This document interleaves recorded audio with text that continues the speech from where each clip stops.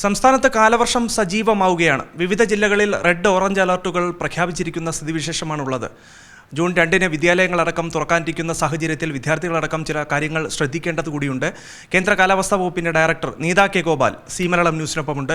Madam, കാലവർഷം സജീവമാകുന്നു, red alert പ്രഖ്യാപിച്ചിട്ടുണ്ട് കുറേ ജില്ലകളിൽ. കഴിഞ്ഞ കുറച്ച് ദിവസങ്ങളായി നമ്മളത് കാണുന്നു. വരും മണിക്കൂറുകളിലും മഴയ്ക്കെതിരെയുള്ള ഒരു കരുതലും ജാഗ്രതയും വേണ്ടിയിരിക്കുന്ന ഒരു ഘട്ടം തന്നെയാണല്ലേ? അതെ, കാരണം ഇന്ന് 8 ജില്ലകളിൽ റെഡ് അലേർട്ടുണ്ട്, ബാക്കിയുള്ള ജില്ലകളിൽ ഓറഞ്ച് അലേർട്ടാണ്. നാളെ മുതൽ മഴ കുറയും എന്നുള്ളത് ശരിയാണെങ്കിൽ കൂടി 23-ാം തീയതി മുതൽ തുടങ്ങിയ മഴയാണ്. പല ജില്ലകളിലും ഇതിൻ്റെ ഒരു അക്യുമുലേറ്റഡ് അല്ലെങ്കിൽ ക്യുമുലേറ്റീവ് എഫക്റ്റ് എന്ന് പറയുന്ന ഒരു കാര്യമുണ്ട്. ആ കാര്യമാണ് നമ്മൾ ശ്രദ്ധിക്കേണ്ടത്. കാരണം ഒരു ദിവസം പെയ്യുന്ന ഒരു മഴയുടെ അളവ് മാത്രമല്ല നമ്മുടെ സുരക്ഷയെ ബാധിക്കുന്നത്. ഇത്രയധികം ദിവസം കനത്ത മഴ വ്യാപകമായിട്ട് കേരളത്തിൽ പെയ്തപ്പോൾ പല സ്ഥലങ്ങളിലും വെള്ളക്കെട്ട്, നദികളിലെ ജലനിരപ്പ് ഉയർന്നിട്ടുണ്ട്, താഴ്ന്ന പ്രദേശങ്ങളിൽ വെള്ളം കയറിയിട്ടുണ്ട്. അപ്പോൾ അങ്ങനെ അതിനോടനുബന്ധിച്ചിട്ടുള്ള പല അപകടങ്ങളും ഉണ്ടാകാമെന്നുള്ളതുകൊണ്ടാണ് ഈ ജാഗ്രതാ നിർദ്ദേശങ്ങളിൽ ഒഴുകുന്ന വെള്ളത്തിലിറങ്ങി നിൽക്കരുത്, വെള്ളക്കെട്ടിലിറങ്ങരുത്, ഇങ്ങനെയുള്ള കാര്യങ്ങൾ പ്രത്യേകിച്ച് പറയുന്നത്. അത് പ്രത്യേകിച്ചും കുട്ടികളാവുമ്പോൾ നമ്മൾ ഒന്നുകൂടി ഒന്ന് ശ്രദ്ധിക്കണം. കാരണം അപകടങ്ങളൊക്കെ ഉണ്ടാവാനുള്ള സാധ്യത കൂടുതലാണ്. ഇത്രയധികം മഴയുണ്ട്, എല്ലായിടവും വെള്ളം നിറഞ്ഞിരിക്കുന്ന ഒരു അവസ്ഥയാണ്. പിന്നെ അത് കൂടാതെ കുട്ടികളുടെ മറ്റൊരു റോൾ എന്താണെന്ന് വെച്ച് കഴിഞ്ഞാൽ, നമ്മുടെ ഈ മാറി വരുന്ന കാലാവസ്ഥാ സാഹചര്യത്തിൽ ഈ മാറി വരുന്ന കാലാവസ്ഥയോട് ഒന്നിച്ച് ജീവിക്കാൻ നമ്മൾ ശീലിക്കേണ്ടതുണ്ട്. അത് ഈ ഒരു മഴക്കാലത്ത് മാത്രമല്ല, മഴ മാത്രമല്ല, അല്ലാതെ ഏത് അതിതീവ്ര കാലാവസ്ഥയായാലും അതിനോടൊത്ത് ജീവിക്കുക അല്ലെങ്കിൽ അതിനെ അതിജീവിക്കുക എന്ന് പറയുന്ന ഒരു കാര്യം കൂടി നമ്മൾ ശീലിക്കേണ്ടിയിരിക്കുന്നു. ഇപ്പോൾ കഴിഞ്ഞ 2016 മുതലാണ് നമ്മൾക്ക് ഇങ്ങനെയുള്ള അതിതീവ്ര കാലാവസ്ഥ അനുഭവങ്ങൾ ഉണ്ടായിട്ടുള്ളത്. അപ്പോൾ അതിനു മുമ്പ് വരെ നമ്മൾ ഈ ചെറിയ മഴക്കെടുതികളൊക്കെ ഉണ്ടായി അങ്ങനെ സുരക്ഷിതമായിട്ടുള്ളൊരു ജനസമൂഹം എന്നുള്ള രീതിയിലാണ് നമ്മൾക്ക് ഇരുന്നത്. അപ്പോൾ കാലാവസ്ഥാ മാറ്റത്തിൻ്റെ അല്ലെങ്കിൽ കാലാവസ്ഥ വ്യതിയാനത്തിൻ്റെ ഒരു ദുരനുഭവത്തിൽ കൂടി കടന്നു പോവുകയാണ് നമ്മളിപ്പോൾ. അപ്പോൾ അതുകൊണ്ട് എല്ലാവരും ഇൻവോൾവ് ആയിക്കൊണ്ടുള്ള എല്ലാവരുടെയും പങ്കാളിത്തത്തോടെ ഉള്ള ഒരു സുരക്ഷിത കേരളമാണ് കേരള സർക്കാർ മുന്നോട്ട് വയ്ക്കുന്നത്. അതിൽ പ്രധാനപ്പെട്ട ഒരു കാര്യം ഈ അവബോധം സൃഷ്ടിക്കലാണ്. അത് സ്കൂൾ കുട്ടികൾ തുടങ്ങിയാണ് അത് പ്രാക്ടീസ് ചെയ്യുന്നത്. ഇപ്പോൾ ദുരന്തത്തിൽ നിന്ന് ഒഴിവായി നിൽക്കാനോ അല്ലെങ്കിൽ ജാഗ്രതാ നിർദ്ദേശങ്ങളുണ്ടെങ്കിൽ അത് പാലിച്ച് അതിനനുസരിച്ചിട്ട് പെരുമാറുക എന്ന് പറയുന്നത് ദുരന്ത നിവാരണത്തിലെ ഏറ്റവും പ്രധാനപ്പെട്ട ഘടകങ്ങളിലൊന്നാണ്. അതുകൊണ്ട് തന്നെ എല്ലാവരും ജാഗ്രതാ നിർദ്ദേശങ്ങൾ പാലിക്കുക. ആരും അതിൽ നിന്ന് ഒഴിവായി നിൽക്കുകയോ അല്ലെങ്കിൽ ഇത് നമ്മളെയും കൂടി ബാധിക്കുന്ന കാര്യമാണെന്നുള്ളത് എല്ലാവരും മനസ്സിലാക്കിക്കൊണ്ട് പെരുമാറാൻ ശ്രമിക്കുക എന്നുള്ളൊരു അഭ്യർത്ഥനയാണ് എനിക്കുള്ളത്. നിലവിൽ നേരത്തെ 2 ദിവസം ഇത്തരത്തിൽ കഴിഞ്ഞ ദിവസങ്ങളിലടക്കം 2 ദിവസങ്ങളിൽ ന്യൂനമർദ്ദത്തിൻ്റെയും അതിതീവ്ര ന്യൂനമർദ്ദത്തിൻ്റെയും സ്വാധീനം അത് വല്ലാതെ കേരള തീരത്തൊക്കെ തന്നെയും ഉണ്ടായിരുന്നു. അപ്പോൾ ഇനി വരും മണിക്കൂറുകളിൽ ഒരുപക്ഷെ ഈ ന്യൂനമർദ്ദവും അതിതീവ്ര ന്യൂനമർദ്ദവും ഒക്കെ ദുർബലമായി മഴ കുറഞ്ഞു വരാനുള്ള സാധ്യത ആണ് കാണുന്നതെന്നതാണ് മനസ്സിലാക്കുന്നത്. ഒരുപക്ഷെ ഇതിൻ്റെ സ്വാധീന ഫലമായി മഴ കുറയുമോ, അതല്ലെങ്കിൽ ഒരു സമയപരിധി കഴിഞ്ഞ് വീണ്ടും മഴയുടെ ശക്തി കൂടാൻ സാധ്യതയുണ്ടോ? ഇപ്പോൾ ഈ മഴ നമ്മളുടെ മൺസൂൺ ഓൺസെറ്റ് തുടങ്ങിയ സമയത്ത് നമുക്ക് അറബിക്കടലിൽ ഒരു ന്യൂനമർദ്ദം ഉണ്ടായിരുന്നു. അതിനുശേഷം പടിഞ്ഞാറൻ കാറ്റിൻ്റെ സ്വാധീനം കൊണ്ട് നമുക്ക് ഇത്രയധികം ദിവസം മഴ കിട്ടി. അതിനുശേഷമാണ് 27-ാം തീയതി ബംഗാൾ ഉൾക്കടലിലൊരു ന്യൂനമർദ്ദം ഉണ്ടായി. അപ്പോൾ അതിനോടനുബന്ധിച്ച് നമുക്ക് ഒരു ചെറിയ രീതിയിലൊരു മഴ പിന്നെയും കൂടുതലായി. ആ ബംഗാൾ ഉൾക്കടലിലെ ന്യൂനമർദ്ദം ഇപ്പോൾ ഇന്നലെ തന്നെ അത് കരയിൽ പ്രവേശിച്ചിരുന്നു. ഇന്നിപ്പോൾ അത് ബംഗ്ലാദേശിനും സമീപത്തുള്ള വെസ്റ്റ് ബംഗാൾ ഏരിയയിലും ഒക്കെയാണ്. അത് വടക്ക് കിഴക്കൻ സംസ്ഥാനങ്ങളിലേക്ക് നീങ്ങും. വടക്ക് കിഴക്കൻ സംസ്ഥാനങ്ങളിലായിരിക്കും ഇനി മഴ കൂടുതലുണ്ടാവുക. അപ്പോൾ ഈ 2 സിസ്റ്റം, അറബിക്കടലിലെ സിസ്റ്റവും പണ്ടേ അത് നിർവീര്യമായി. അപ്പോൾ ഈ ഇങ്ങനെയുള്ള മഴ കൂടുതൽ തരുന്ന ഈ ന്യൂനമർദ്ദങ്ങൾ പോലെയുള്ള കാലാവസ്ഥ പ്രതിഭാസങ്ങളൊക്കെ അവസാനിച്ചു. അതുകൂടാതെ നമ്മൾക്ക് പടിഞ്ഞാറൻ കാറ്റിൻ്റെ ശക്തി കൂടുന്നതിന് സഹായകരമായ ചില ഘടകങ്ങളുണ്ട്.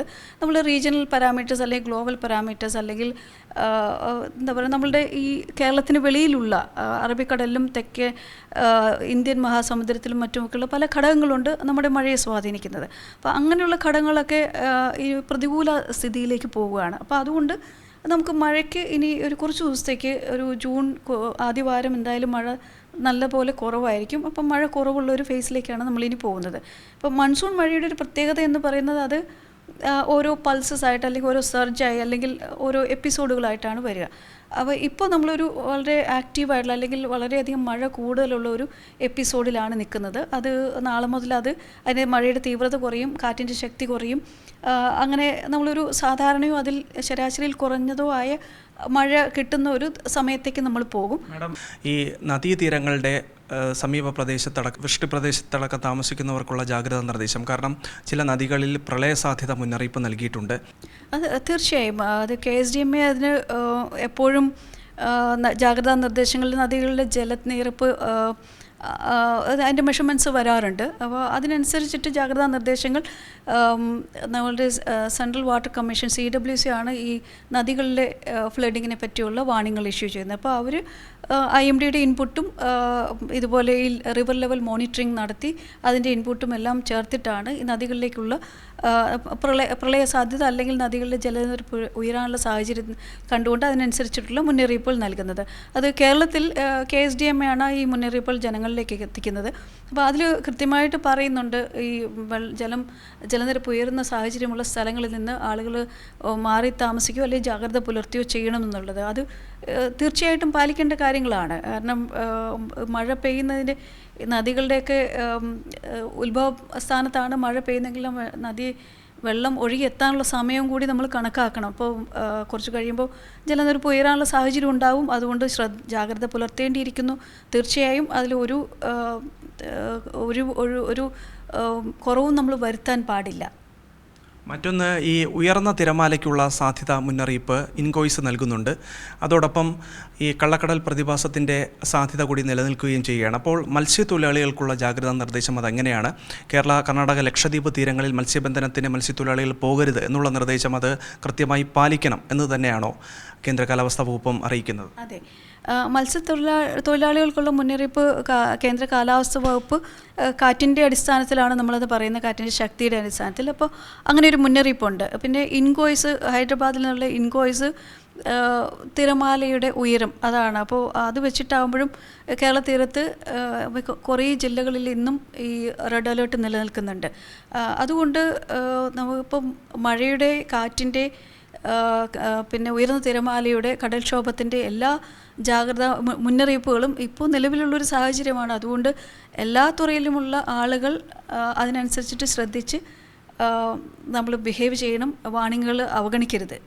മറ്റൊന്ന് കുട്ടികളുമായി ബന്ധപ്പെട്ടുള്ള കാര്യമാണ്. ജൂൺ 2-ന് സംസ്ഥാനത്തെ വിദ്യാലയങ്ങൾ പ്രവർത്തനം ആരംഭിക്കുന്നു. പുതിയ അധ്യയന വർഷം തുടങ്ങുകയാണ്.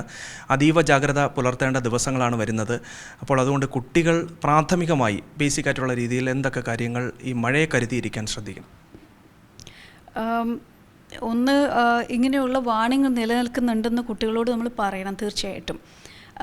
അത് സ്കൂളിൽ നിന്നായാലും വീട്ടിൽ നിന്നായാലും അവരോട് പറയണം. കാരണം അവരുടെ സാഹചര്യം എന്താണെന്ന് അവർ അറിഞ്ഞാൽ അവരതിനനുസരിച്ചിട്ട് പെരുമാറും.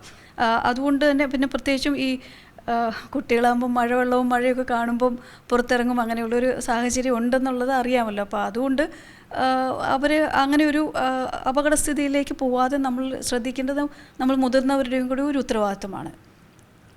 തീർച്ചയായും. അപ്പോൾ വരും മണിക്കൂറുകളിലും മഴയെ കൃത്യമായി കരുതിയിരിക്കണം എന്നുള്ളത് തന്നെയാണ് പറയാനുള്ളതല്ലേ? നാളെ വരെ നമ്മൾ ഈ ജാഗ്രത തുടർന്നേ പറ്റൂ. കാരണം ഇന്നലെ ഉച്ചയ്ക്ക് ശേഷം തുടങ്ങിയ മഴയാണ്. എറണാകുളം, ഇടുക്കി, കോട്ടയം ജില്ലകളിലെല്ലാം അത് ഇതുവരെ ഒരു വിടുതൽ വന്നിട്ടില്ല. അപ്പോൾ ഇന്നലെ പെയ്ത മഴയുടെ എല്ലാം കൂടി ആഘാതം നമ്മൾ ഒന്നിച്ച് കണക്കാക്കുകയാണെങ്കിൽ നമ്മൾ ജാഗ്രതയിൽ ഒട്ടും കുറവ് വരുത്താൻ പാടില്ല. നാളേക്ക് ശേഷം മഴ കുറയും. അപ്പോൾ നമുക്ക് ഒന്ന് ആശ്വസിക്കാം എന്നുള്ള പ്രതീക്ഷയോടെയാണ്. തീർച്ചയായും അത് തന്നെയാണ് പറയാനുള്ളത്. ജാഗ്രത അത് പ്രധാനം തന്നെയാണ്. നാളെയോടുകൂടി മഴയുടെ തീവ്രത കുറയും. പക്ഷേ ജാഗ്രതയിൽ വെള്ളം ചേർക്കാൻ പാടില്ല, വിട്ടുവീഴ്ച അരുത് എന്നുള്ളത് തന്നെയാണ് ഏറ്റവും സുപ്രധാനമായിട്ടുള്ള കാര്യം. തിരുവനന്തപുരത്ത് നിന്ന് PV രഞ്ജിത്തിനൊപ്പം അഭിജിത്ത് ജയൻ, സി മലയാളം ന്യൂസ്. പുതിയ വാർത്തകളും വിശേഷങ്ങളും ഇനി വിരൽ തുമ്പിൽ. എല്ലാ ഡിജിറ്റൽ പ്ലാറ്റ്ഫോമുകളിലും ഇപ്പോൾ സി മലയാളം ന്യൂസ് ലഭ്യം.